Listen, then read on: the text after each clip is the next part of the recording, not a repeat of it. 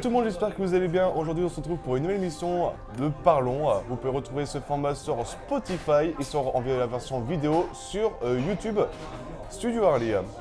Aujourd'hui, nous sommes avec, je te laisse te présenter.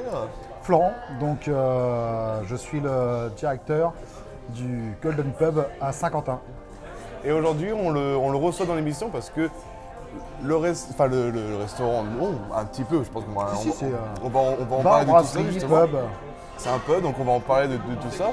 C'est l'un des établissements à Saint-Quentin qui est le plus connu, en tout cas chez les jeunes. Alors, à chaque fois, le nom revient très souvent. J'imagine qu'il y a d'autres catégories d'âge, mais je pense que la plus grande population est comme ça. Il y a aussi le style du restaurant. Le style du restaurant qui est vraiment intéressant. Parce qu'il y a des décos partout. Chaque centimètre carré a été pris par la déco. Et c'est ça que je trouve... moi, je sais que souvent, je viens et il y a quelque chose de différent que chez les autres. Je ne sais pas quoi répondre. Est-ce que toi, tu saurais quoi répondre? Pourquoi c'est si convivial, si différent des autres, mais à la fois, c'est mieux? Pourquoi, à ton avis Alors bon, j'aime pas dire qu'on est mieux que les autres, forcément. On est différent parce qu'on a un style différent et parce qu'on a une offre différente des autres.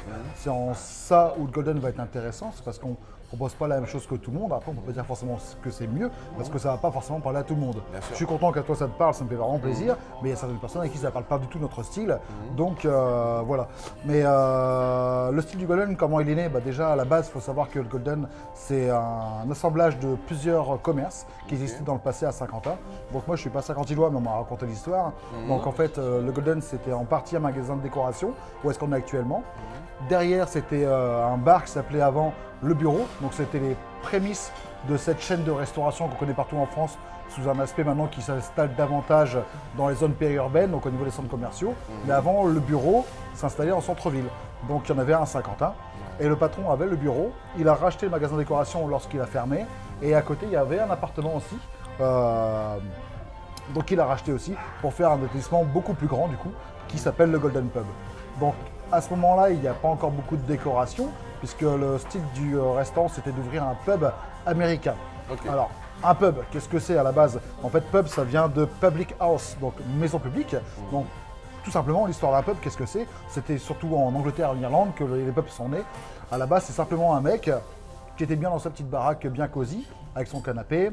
Et en fait, il avait des copains qui venaient boire à la maison. Et puis, de fil en aiguille, les copains venaient souvent. Et il s'est dit, tiens, en fait, si j'ouvrais finalement ma maison, mais en tant que bar. Et donc, en fait, c'est ce qui s'est passé. C'est ça la naissance du pub. En fait, à la base, c'est des maisons de particuliers qui sont transformées en bars. C'est pour ça qu'en fait, on retrouve un style généralement cosy, chaleureux, avec des canapés, avec des cheminées, avec des livres. Ça, c'est le style du pub parce que ça vient de la maison de quelqu'un à la base. Okay, ouais. Donc, pub anglais, écossais, irlandais sont les premiers à se développer. Puis après, comme on le sait, il y a eu beaucoup d'immigration, surtout irlandaise, en Amérique, qui ont du coup apporté ce style-là aux Américains. Mais les Américains sont comme ils sont et ils ont décidé de faire des pubs à leur sauce, à leur guise. Donc c'est là qu'est né le style du pub américain, qui n'a plus grand-chose à voir en fait avec le pub qu'on connaît en Europe. Parce que le pub américain, au contraire, c'est des grands volumes, des grands espaces vitrés, voilà, c'est beaucoup plus... on respire quoi, c'est autre chose. Donc le Golden, c'est un peu un mélange de ces deux-là. Il y a le côté grande baie vitrée, ouverture sur l'extérieur, avec une belle luminosité, propice et propre au pub américain. Mais il y a ce côté foisonnement de décoration, qui est propre au pub anglais, écossais, irlandais, où on va se sentir du coup bien, parce que le fait d'avoir plein de décorations partout, c'est très chaleureux. Et moi, c'est ce que j'aime en fait dans un endroit, c'est me sentir à mon aise, me sentir bien. Et je trouve que la déco fait vraiment partie de ça aussi. Pourquoi? Parce que la mode actuellement, c'est un petit peu aussi au dépouillement. En fait, on va sur une épuration, on va dire, des lieux, on va sur une épuration du mobilier, qu'il soit urbain ou intérieur. Les couleurs aussi sont épurées, on va rester sur des notes qui sont généralement blanches.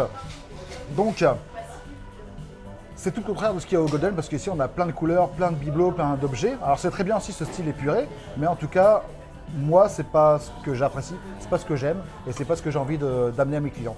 Je sens que pour moi, être dans un endroit qui ressemble en quelque sorte à à un hôpital, après c'est inconscient de dire ça, ben, je me sens pas forcément bien dans un endroit où c'est hyper chargé, on sent qu'il y a un vécu, qu'il y a une histoire, qu'il y a quelque chose, ben, je me sens tout de suite plus à l'aise. Et c'est ce côté, en fait, mettre à l'aise, que moi j'apprécie ce Golden et que j'espère que les gens apprécient aussi. Bah, c'est ça, franchement, tu résumes, c'est un peu ce que. Au mieux, en fait, tu réponds très bien à ma question parce qu'en fait, tout ce que tu dis, On est pris en photo. tout ce que tu dis, c'est ce qu'un peu les gens ressentent. Et donc, c'est quelque part un objectif que tu as réussi. C'est ce que tu voulais faire ressentir, bah, tu le fais ressentir. Et les gens sont contents. Je pense que c'est un bon objectif qui est fait. Alors aussi, un autre point que je voulais développer par rapport à ce que tu disais tout à l'heure, c'est qu'effectivement, je suis très content qu'on soit connu auprès des jeunes à Saka en Golden, mais en fait, on est connu aussi pour ne pas être clivant. C'est-à-dire que quand on s'adresse, quand on crée des cartes, quand on crée une atmosphère, une ambiance, au Golden, on va s'adresser vraiment à tout le monde. On est super content de recevoir des jeunes, mais on est aussi super content de recevoir des personnes âgées ou des quadrats, des cinquantenaires. Enfin, toutes les personnes sont vraiment bienvenues au Golden et on essaye de faire en sorte d'être cool, fun, sympa et de mettre tout le monde à l'aise en fait. C'est surtout ça en fait qu'on va essayer de rechercher. Donc on va pas chercher une catégorie de population, on va chercher tout le monde en fait parce que le but c'est que tout le monde se sente à l'aise chez nous quoi. C'est justement ça, c'est que à titre personnel, je peux venir avec mes amis, comme quoi je peux venir dîner avec de la famille, des personnes âgées, ça correspond à tous les styles, c'est ça qui est quand même fort. C'est ce qu'on essaie de faire. Après forcément parfois ça parle pas forcément malgré tout à tout le monde parce que on prend l'exemple du samedi soir. Samedi soir en hiver, la musique va être plus forte par exemple, donc certaines personnes âgées ça va pas leur correspondre. Les lumières sont très tamisées parce qu'on s'éclaire beaucoup à la bougie. Donc il y a aussi des choses qui fait qu'on est un peu clivant malgré tout, mais après voilà, à un moment c'est notre style. Donc on ne peut pas non plus se rogner tout le temps pour plaire au plus grand nombre. On a un style et c'est bien de l'avoir. On essaie de faire en sorte de plaire à tout le monde, mais parfois, comme je disais au début de l'interview, on ne peut pas plaire à tout le monde. Voilà. Malheureusement, c'est la triste réalité, mais on ne peut pas faire autrement. On va commencer par un petit fil rouge. Ouais. Donc, nom, prénom et fonction, on l'a déjà dit en début d'émission. Voilà. Parle-moi un peu de ton enfance. Ouais, carrément, d'accord. Enfance classique, je suis né à Paris, dans le 12e arrondissement. Pour le coup, je suis vraiment né quasiment dans un bar, parce que mes parents tenaient du coup un petit bar-brasserie à Nation, donc à Paris. Et l'hôpital était juste à côté, donc en fait ma mère, quand elle a couché, ils ont fait 200 mètres, ils étaient à l'hôpital. Donc tout de suite après, je suis revenu dans le bar, quoi. Donc je suis vraiment déjà, moi personnellement, né dans un bar, même si j'ai été finalement dans le milieu de la restauration que très tardivement. Je ne me destinais pas du tout à ça. J'étais parti à la base pour faire cascadeur, un métier que j'ai fait pendant 3-4 ans, presque 4 ans, et que j'ai arrêté tout simplement pour des raisons sportives. Parce que bon là j'ai pris du poids, mais à l'époque j'étais beaucoup plus fit, mais j'ai jamais été très souple. Et je me suis vite rendu compte qu'en fait dans ce métier-là, il y aurait toujours meilleur que moi à ce niveau-là, donc je ne pourrais pas forcément en vivre toute ma vie, puisque j'aurais pas les meilleures performances dans le temps, quoi. Donc rapidement, j'ai réussi à me dire, c'est pas là-dedans que tu dois aller. Et puis, comme j'ai beaucoup voyagé, en voyageant et en faisant ces études de cascade, qui sont des études à mi-temps, en fait, à côté de ça, je travaillais donc pour gagner ma vie, pour payer mes études. Donc, la restauration a tout de suite été en fait facile, puisque mes parents étaient dedans, donc j'avais déjà quelques notions forcément. Et à la suite de ça, en travaillant dedans, j'ai commencé à apprécier le milieu. J'ai commencé à apprécier le métier et je me dis en fait, c'est vraiment un super métier quoi, la restauration. Ça me plaisait bien. J'ai commencé du coup souvent en tant que cuisinier. J'ai ensuite fait de la pâtisserie. J'ai décidé de passer des CAP, donc pâtissier, chocolatier. Donc j'ai tous ces métiers-là. Et puis malheureusement, j'ai eu des problèmes de santé, enfin des petits problèmes de santé, pas grave, mais canal carpien. Donc ça, c'est des maux qui touchent beaucoup de gens actuellement. C'est des maux qui touchent les bras. Donc qui font que quand on fait des gestes répétitifs, comme des fourmillements s'installent dans les bras, on ne peut plus vraiment se servir de ses mains. Donc j'ai dû arrêter en fait la pâtisserie à cause de ça. Parce que les mouvements répétitifs du couteau par exemple, ou du fouet faisaient que je ne pouvais plus m'en servir. Donc je me suis dirigé à ce moment-là vers le bar. Le bar, donc j'ai commencé à travailler dans des bars à cocktails, donc à l'étranger surtout. Et c'est là que je suis rentré en fait vraiment dans le côté du bar et dans le management à ce moment-là. Ok. J'ai résumé un peu vite, mais je pense que... Non mais, t'as répondu à quelques questions, mais on va revenir en plus. Machin. Du coup, tu nous parlais de tes parents. Ouais. Donc comment ça a été un peu cette relation avec tes parents le niveau un peu famille, est-ce que ça a toujours été bien avec tes parents ou finalement est-ce qu'ils t'ont toujours encouragé? Parce que quelque part, tu es né dans ce milieu-là. Ouais. Est-ce que ça a été une grosse influence ou Oui, forcément. Ouais. Forcément, mes parents étaient dans la restauration, ça a toujours été une influence pour moi parce que mon père a toujours été quelqu'un de carré, droit, ferme, un père un peu à l'ancienne, mais avec des valeurs importantes, notamment la valeur du travail qui était très importante pour lui, donc qui nous a transmises. Et en côté de ça, à chaque fois qu'on partait en vacances, mes parents adoraient aller dans les bars, dans les restaurants, donc j'ai toujours baigné en fait dans ce milieu-là. Donc, toujours sorti, toujours beaucoup bougé, toujours beaucoup vu de choses. Donc j'avais déjà un petit terreau grâce à mes parents forcément qui m'a permis d'aller aussi vers ce métier-là. Et est-ce que tu te dis, quand tu étais adolescent comme ça, tu te dis est-ce que des fois c'est un peu chiant? Parce que quand tu tiens un bar, forcément tu n'as pas tout le temps, tu n'as pas beaucoup plus de temps. Parce qu'un bar c'est ouvert le week-end et comme ça, donc les sorties en famille, comment ça se faisait? Est-ce que tu étais quand même assez proche de tes parents ou est-ce que des fois tu te dis ah j'aimerais passer plus de temps avec eux ou le week-end c'est chiant, le bar il est ouvert, mais ou sinon juste au contraire c'était trop cool, avec les copains on venait, tout ça. Comment tu as vécu un peu tout ça Non, en fait, les horaires de la restauration, c'est un problème pour certains, mais c'est un faux problème pour moi.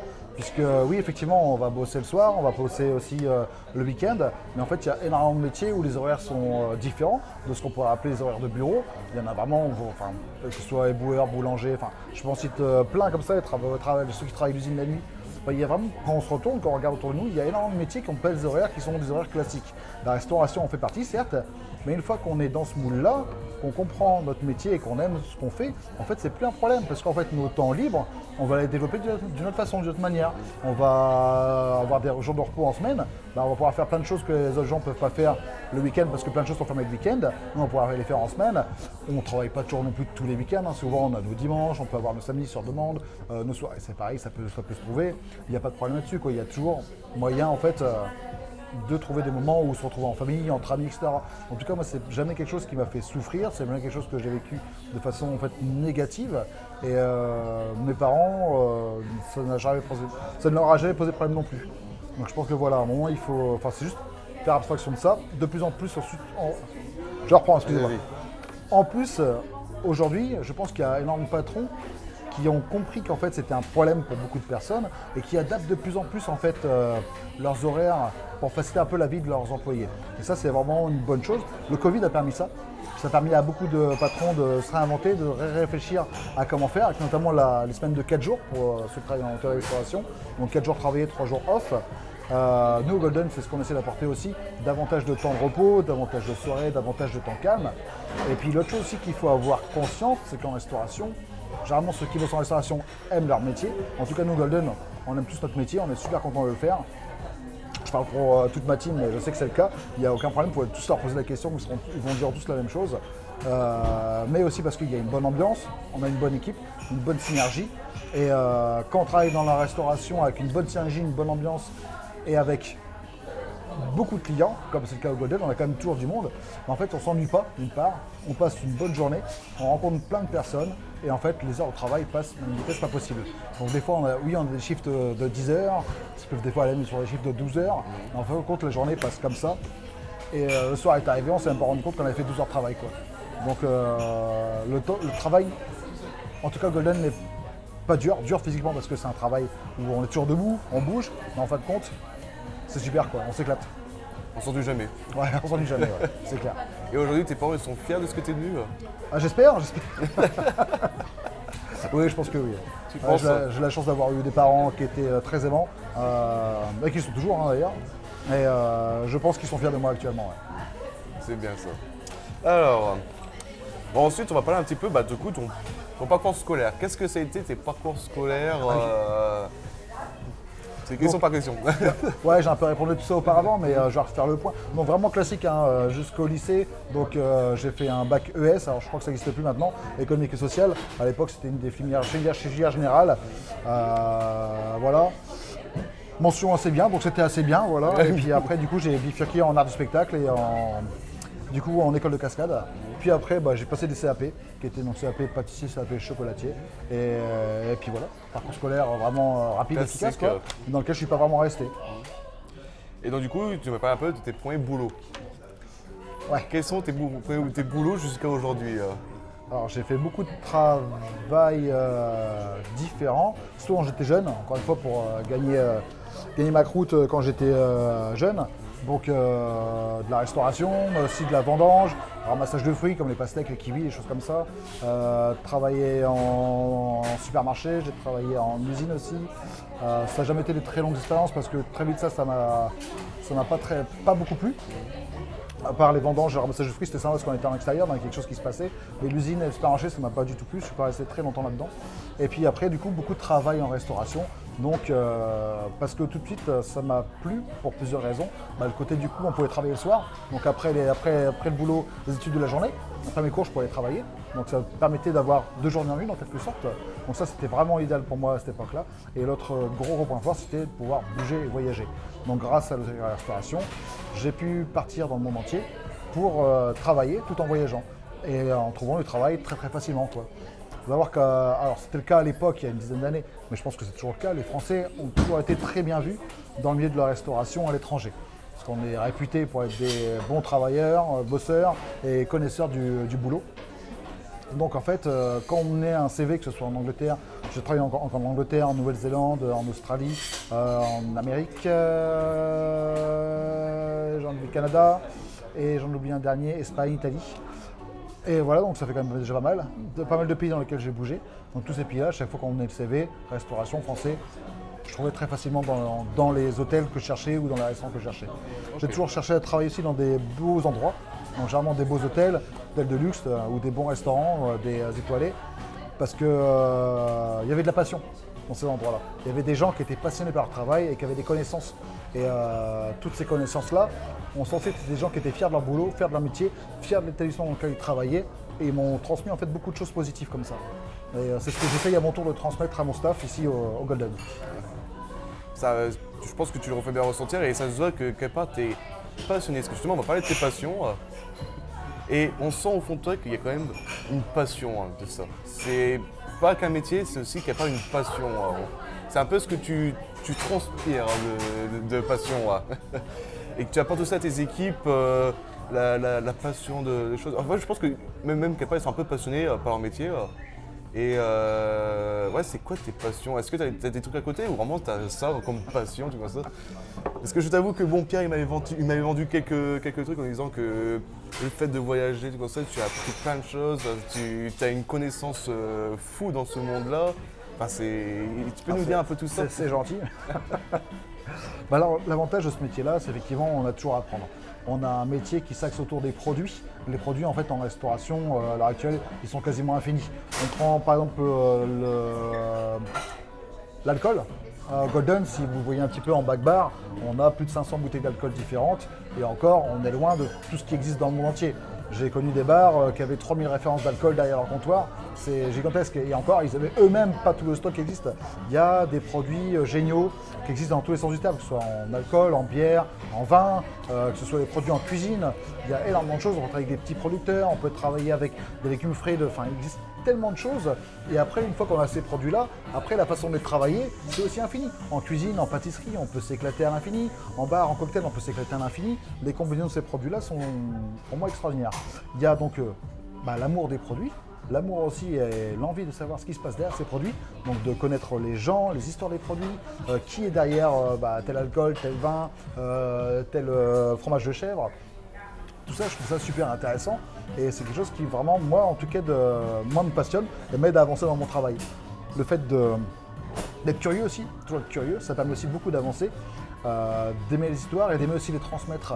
Parce que avoir des connaissances, c'est bien, mais là, il faut être aussi en capacité de les transmettre et donner en fait son amour des produits aux autres.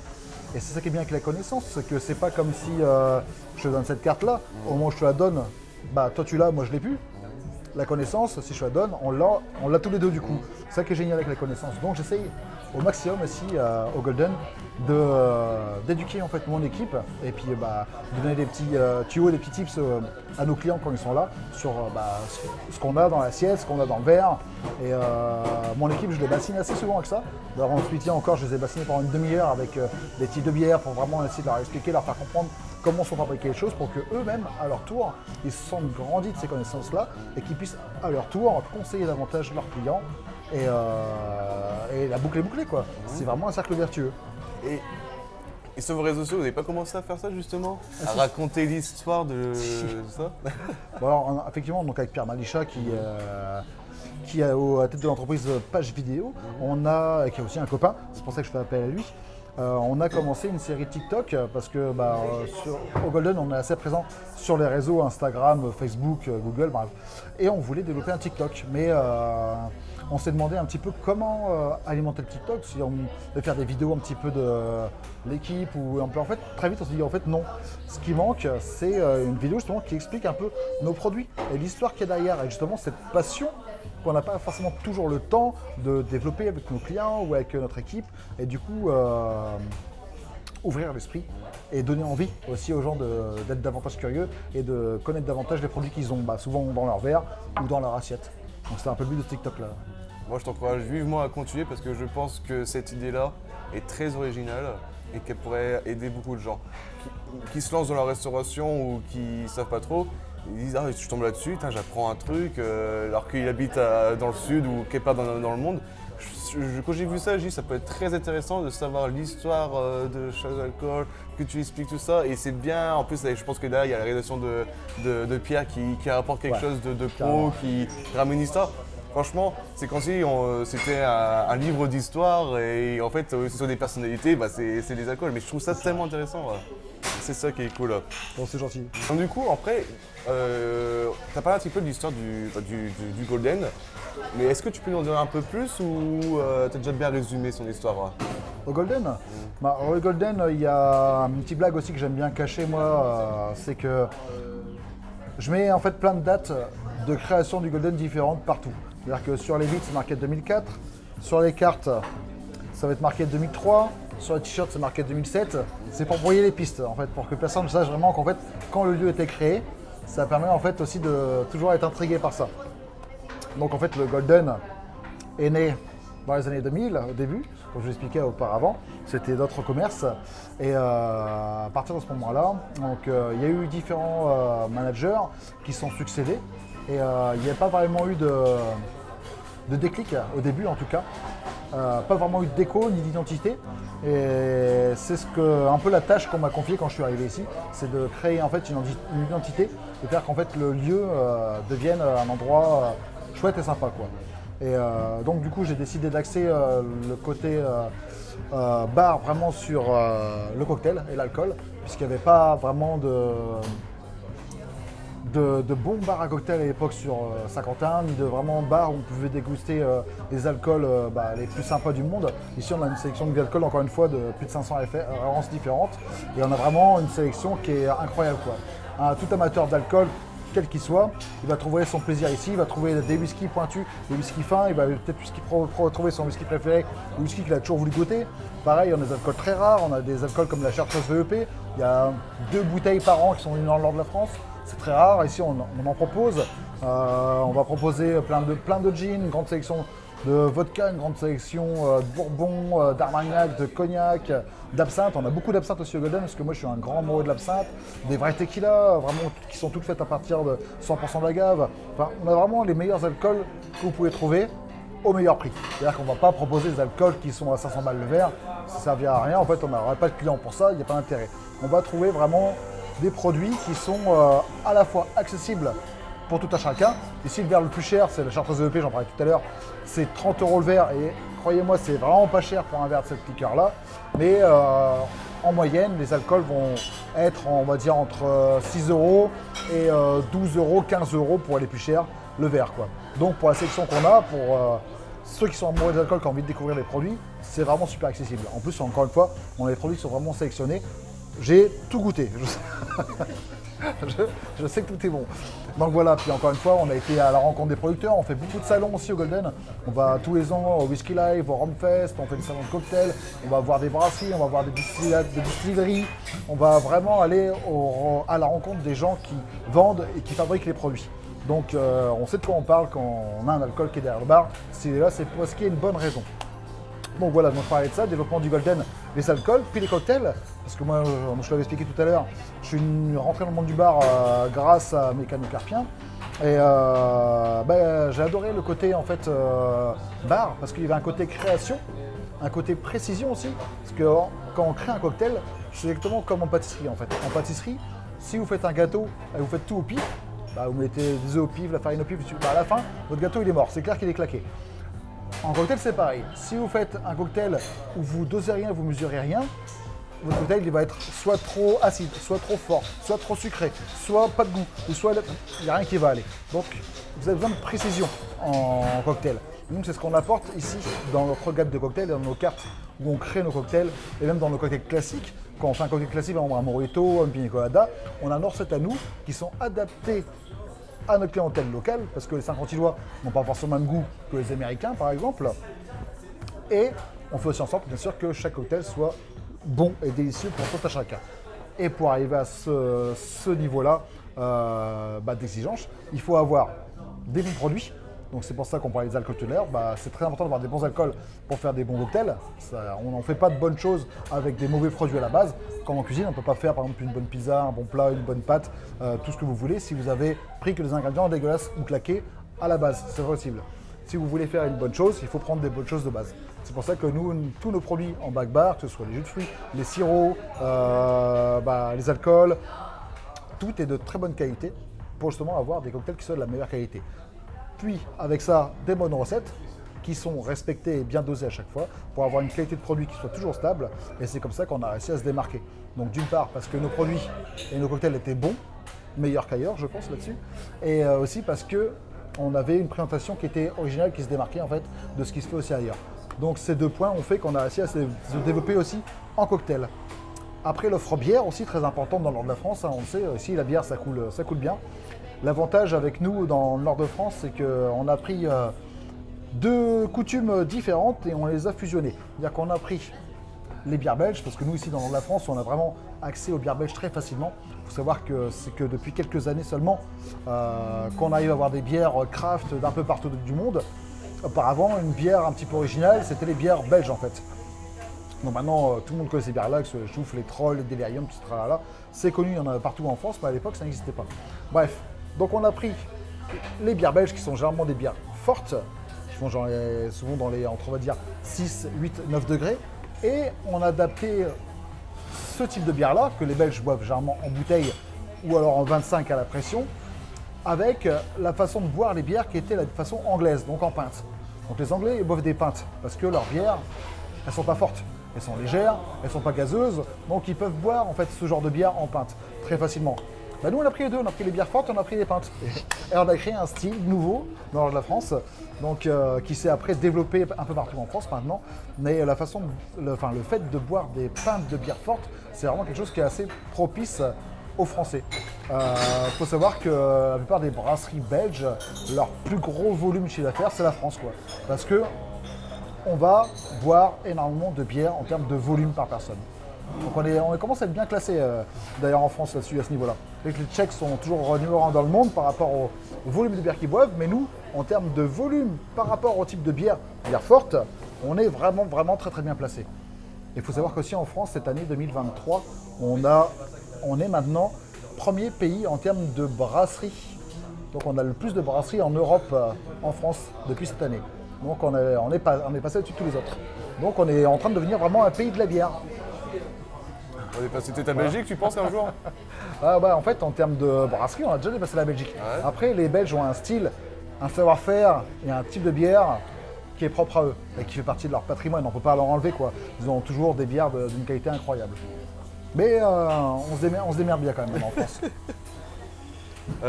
Est-ce que tu as des objectifs? Est-ce que pour toi, dans ta vie, tu as des objectifs? Ou même pour le Golden, tu as des objectifs qui ne sont pas encore atteints ou... Bien sûr, alors pour le Golden, c'est toujours faire mieux. et toujours proposer des meilleures choses à nos clients.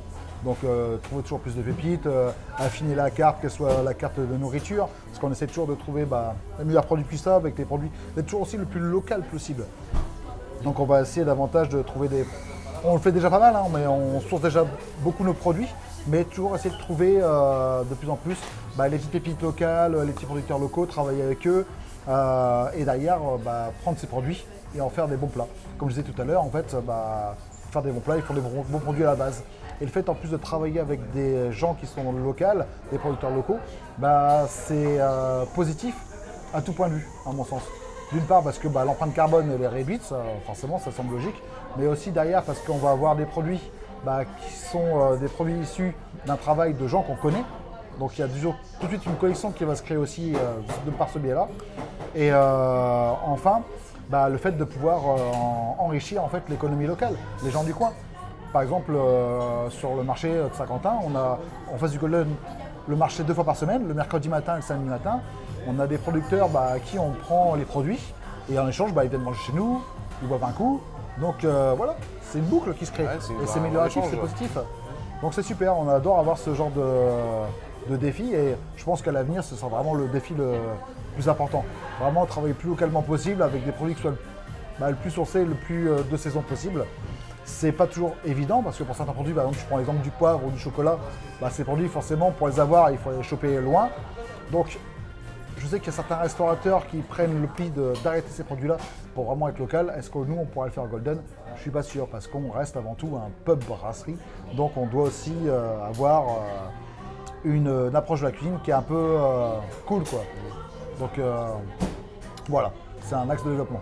Est-ce que l'idée de franchiser était déjà venue Oui, on en a souvent parlé. Franchiser, ouais, ce serait une chose qui serait peut-être envisageable, mais à mon sens, en fait, ça va être trop compliqué pour les franchiser. Honnêtement. Non, parce que pourquoi est-ce que c'est difficile de dupliquer un Golden Pub? Parce que, encore une fois, on n'est pas un pub au bureau. Ici, comme je vous l'ai dit, on a vraiment une spécificité sur les cocktails. On est vraiment claqué, on est vraiment performant là-dessus. On est pointu. Il faut un savoir-faire, il faut des barman qui soient compétents, qui aient une éducation, une formation des barman là-dessus. On a une gamme d'alcool qui est hyper riche, encore une fois très complexe, très grande. Une gamme de bière qui est très tournante. On n'a pas beaucoup de becs ici, on a 12 becs de bière, donc c'est pas énorme par rapport à certains autres bars à bière. Par contre, on va pratiquer l'ultra-rotativité. C'est-à-dire qu'on ne va jamais garder les mêmes becs au fût. C'est-à-dire que toutes nos bières, tout le temps. Donc on propose toujours des nouveautés à nos clients. Donc ça aussi, ça peut être compliqué. La plupart des bars en fait restent sur des gammes, vont avoir un type de bière par bec et vont rester dessus à longueur d'année. Avec quelques changements, des fois une bière du moins, un truc comme ça. Chez nous, c'est pas le cas. On aime bien faire découvrir toujours des nouveaux produits à nos clients et ça nous permet encore une fois de rencontrer toujours de nouveaux producteurs, de nouveaux brasseurs, travailler un peu avec tout le monde pour faire plaisir un peu à tout le monde aussi. Et puis se faire plaisir aussi à nous, parce que comme ça on découvre aussi des nouveaux produits et faire plaisir aussi à nos clients qui sont curieux, leur apporter toujours de nouveaux produits, de nouvelles choses.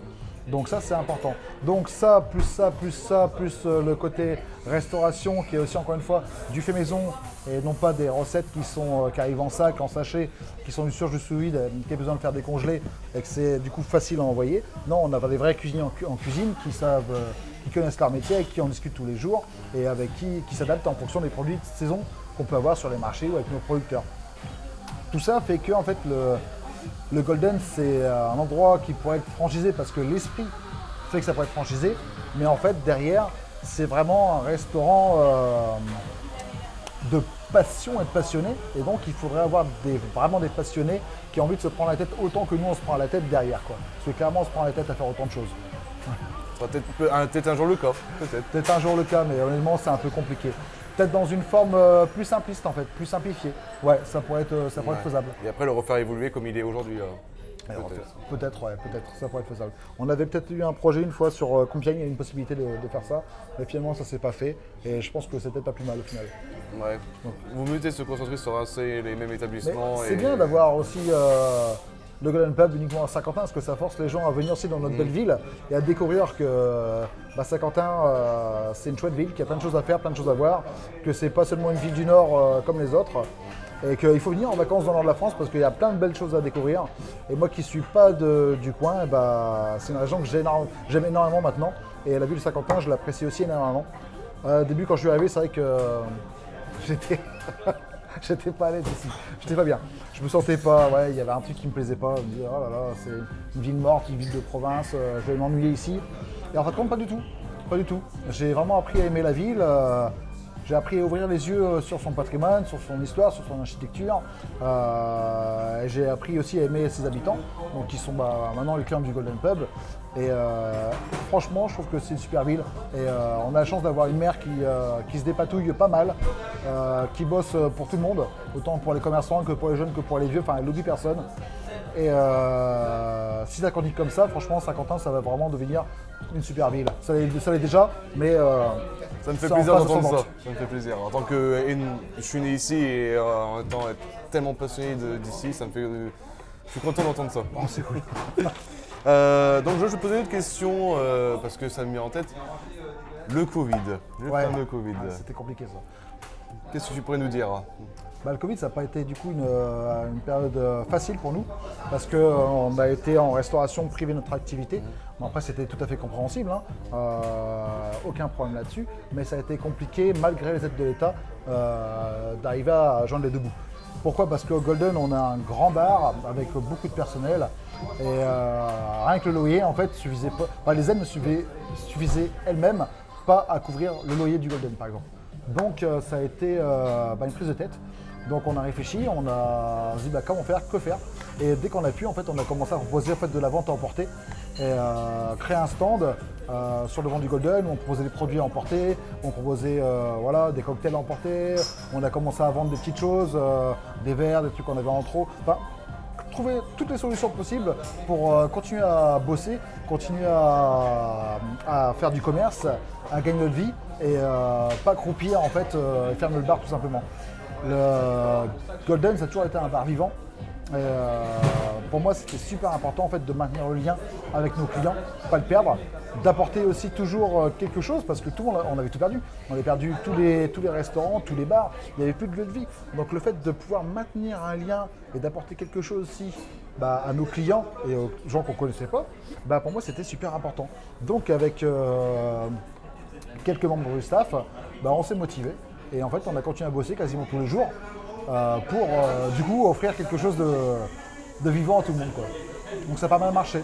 On a eu de très bons retours, on s'est bien amusé franchement. C'était un moment qui était difficile, mais on a adoré bosser comme ça. C'est une autre façon de travailler. On a vraiment passé du moment avec les membres du staff, franchement, c'était super chouette.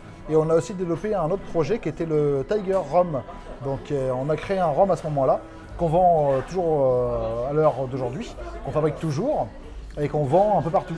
Donc on voulait trouver un autre projet qui nous permette en fait d'exploiter le fait qu'on ne fasse plus rien, parce qu'on avait le temps pour faire tout ça.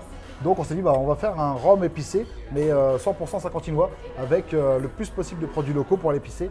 Et on va le vendre au Golden, mais aussi à l'Office du tourisme, dans certains cavistes du coin, et c'est ce qu'on a fait. Et on a eu très très bon retour là-dessus, ce qui fait qu'à l'heure d'aujourd'hui, le Golden Tiger, qui est un produit du Covid, est toujours un produit qu'on vend énormément au Golden, que ce soit en verre dégustation, mais que ce soit à la bouteille aussi. Beaucoup de Saint-Quentinois, quasiment, je pense, quasiment tous les Saint-Quentinois connaissent le rhum, connaissent le produit, ont quasiment tous déjà acheté une bouteille, et à ce jour, je crois qu'on n'a eu aucun retour négatif sur le produit. Donc c'est vraiment quelque chose dont on est très fiers, on est très content, et c'est vraiment un travail d'équipe parce qu'on fait toujours le rhum ici au Golden, tous en équipe, ensemble, avec nos petites mains, on fait tout nous-mêmes. Et c'est un beau projet, on est toujours tous contents quand on vend une bouteille ici en tout cas. Et ce qui se passe actuellement avec l'inflation, est-ce que vous êtes touché? Avec quoi? Avec l'inflation en ce moment, est-ce que l'inflation, oui, forcément, ouais. Alors ça, c'est un autre problème. Donc le Covid, c'était un problème financier. Donc heureusement, tous nos petits projets ont permis de, pas forcément de combler la perte, mais vraiment de faire en sorte que ça passe et qu'on passe à travers le Covid, quoi. Donc, et puis, à la réouverture, ce qu'on n'a pas précisé, mais à la réouverture du Covid, il y a eu tellement de monde. On a senti qu'en fait, c'était la fin d'un truc. Tout le monde était content de retourner dans les bars et on a vraiment eu un accueil incroyable de nos clients. C'était super, quoi. Et par rapport à l'inflation dont tu parlais, Ouais.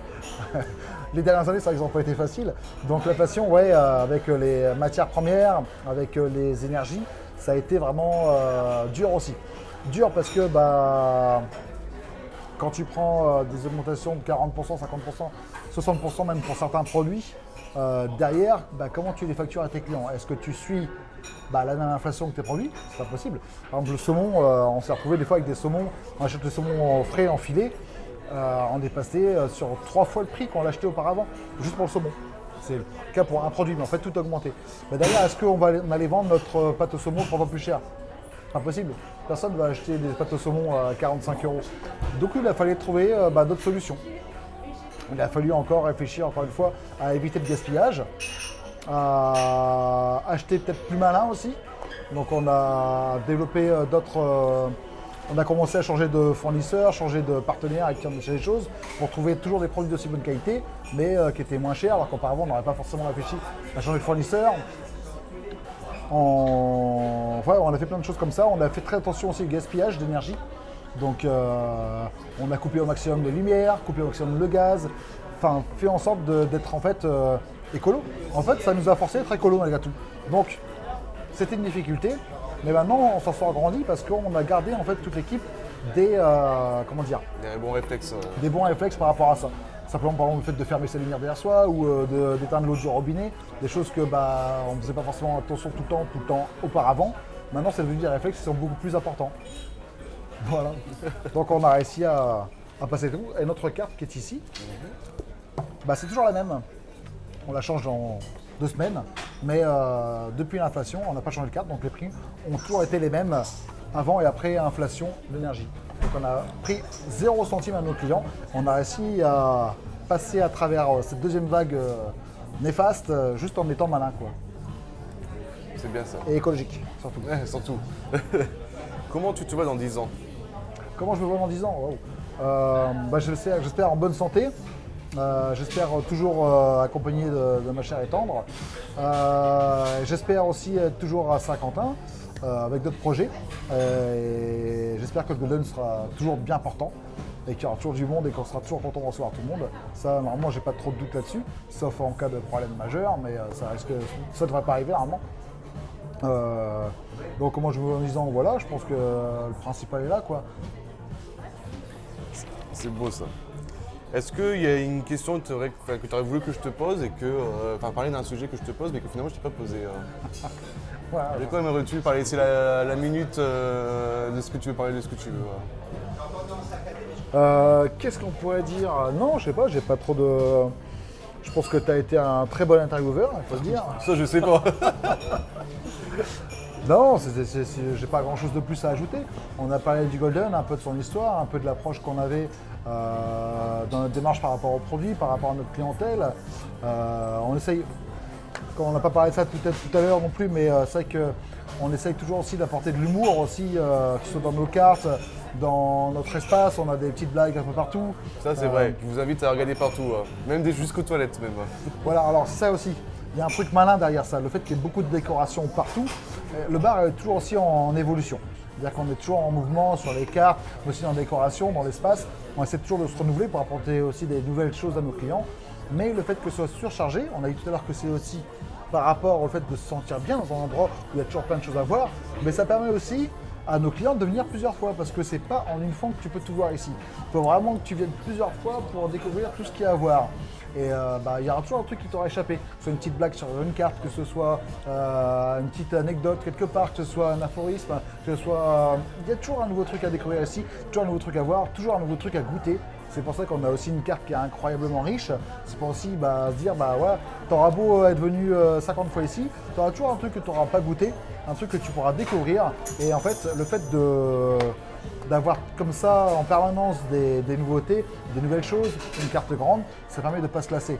En fait, n'importe quelle personne un peu curieuse, un peu ouverte d'esprit, elle trouvera toujours quelque chose de nouveau à goûter chez nous et de bon. Ça c'est super important aussi. Et en tout cas voilà, il n'y a pas d'ennui en fait possible au Golden Pub.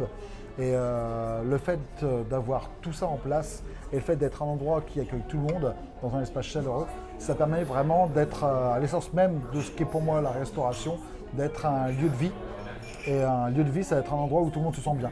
Que ce soit toi quand tu viens tout seul, que ce soit toi avec ta chérie, que ce soit toi avec tes amis, que ce soit toi avec ta famille. Le but, c'est que dans toutes ces situations-là, tu puisses te sentir bien Golden Pub et te dire putain ouais, c'était vraiment un bon moment que j'ai passé. Bah, tu as passé un bon moment parce que tu étais bien accompagné. Mais on espère avoir été une petite partie de ce bon moment-là. À travers notre nourriture, à travers nos cocktails, à travers nos boissons, à travers notre ambiance, à travers notre staff, notre accueil. Tout ça fait que ça crée un tout. Et si à la fin, quand tu quittes le Golden, pardon, tu te dis ah bah franchement c'était cool, bah, on a rempli le contrat quoi, on a rempli la mission. On avait un client qui était un docteur qui nous disait souvent vous êtes des meilleurs médecins que moi. Voilà. Pourquoi? Bah, parce qu'en fait, à travers votre lieu, à travers la chaleur que vous dégagez et la bonne ambiance, bah, vous mettez davantage de baume au cœur dans le cœur des gens et vous soignez les gens en fait moralement et psychologiquement. Parce que le fait de se trouver dans un lieu de vie, dans un bar, et c'est pour ça que c'est important d'aller dans les bars, d'aller dans les restaurants, de continuer à sortir et à bouger, et pas rester chez soi à faire de la... Même si la vente à emporter, la livraison à domicile, c'est sympa et que ça répond à l'attente de quelques personnes, pas mal de personnes, c'est pas là-dedans en fait qu'il faut se réfugier et qu'il faut vraiment aller. Parce que c'est se priver en fait d'un lieu de vie. Et un lieu de vie, c'est de la chaleur humaine. Et la chaleur humaine, en fait, on a tous besoin. Et comment dire?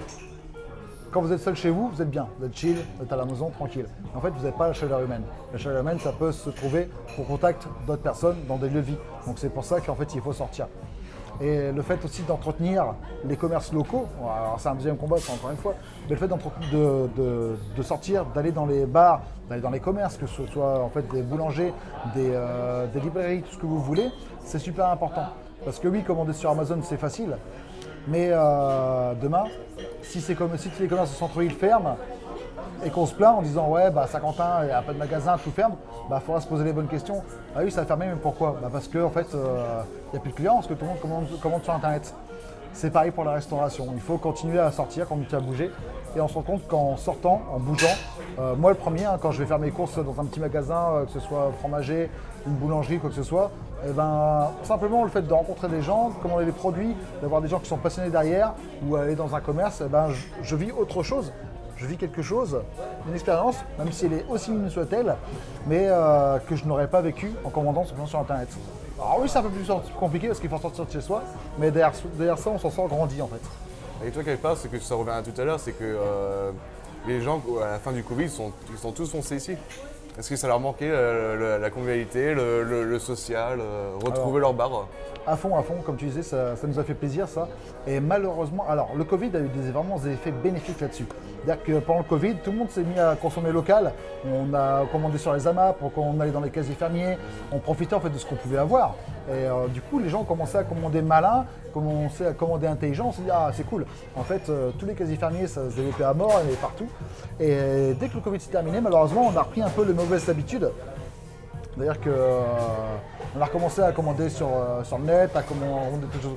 Et en fait, les choses qu'on avait gagnées pendant le Covid, on les a un peu reperdues après. Pas en totalité, mais malheureusement, un peu quand même. On le voit, il y a beaucoup de casiers fermiers, par exemple, à 50 ans, qui ont dû fermer parce qu'ils n'avaient plus assez de clients. Ça, c'est vraiment triste, parce que c'est vraiment apporter les produits locaux à la portée de tous, et c'est super pratique. Et ouais, le combat il est là, je pense. Maintenant, aujourd'hui, c'est d'essayer de lutter contre ça, mais c'est pas évident, parce que c'est jamais trop évident. Et pour finir, ton dernier message de fin, un message de fin que tu veux dire sortez, allez dans les bars, allez au Golden. Je pense que c'est la meilleure phrase de fin. Posez-nous des questions, on sera toujours là pour vous y répondre, pour vous faire découvrir les produits. Soyez curieux, ouvrez-vous l'esprit, voyagez, très important de voyager parce qu'en bougeant, on se rend compte qu'il y a plein de choses à voir partout et que en France on est bien, c'est clair qu'on est vachement bien, mais qu'il y a plein de petits trucs qu'on ne connaît pas. Et en bougeant à l'étranger, ça, on le sait, c'est comme ça qu'on s'enrichit personnellement. Un autre truc que je voulais revenir par rapport à ça, par rapport à Saint-Quentin, j'ai travaillé en Angleterre dans plusieurs endroits, mais notamment à Oxford. Alors Oxford, pour ceux qui ne connaissent pas, c'est une ville environ 80 000 habitants, donc on va dire taille d'Amiens, qui est à 1 heure de Londres, en gros. Et c'est une ville universitaire très connue pour son université, qui est une des plus prestigieuses au monde.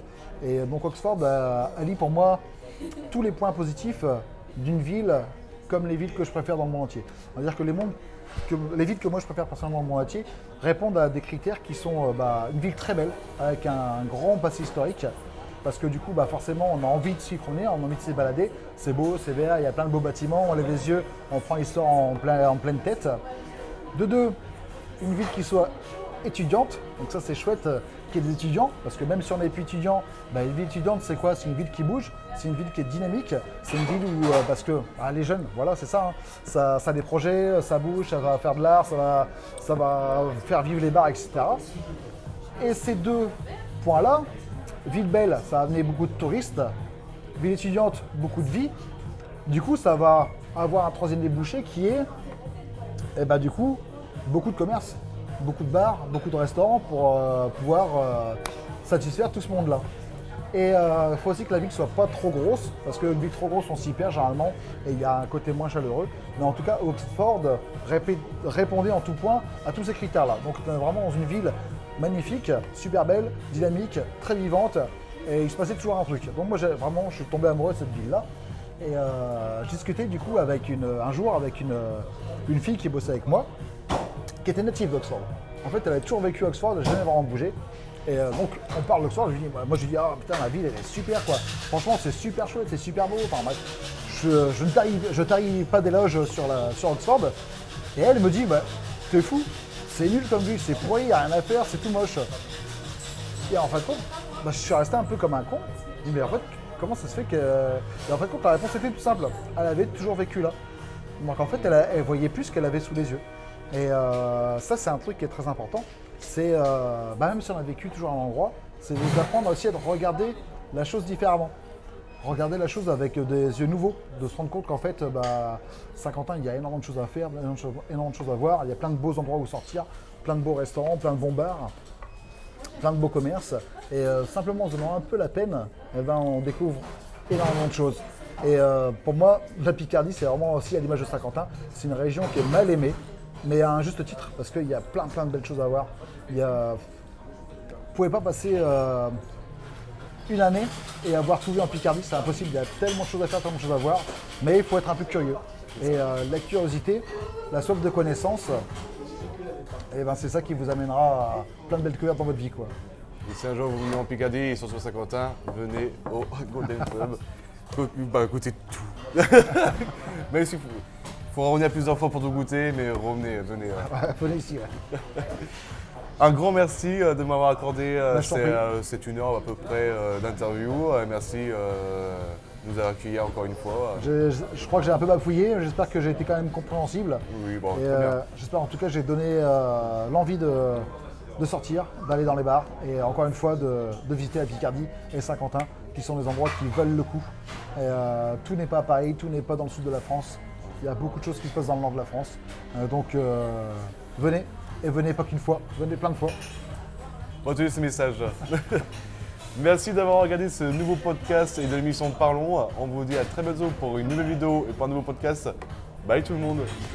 Merci. Je t'en prie. Un grand merci.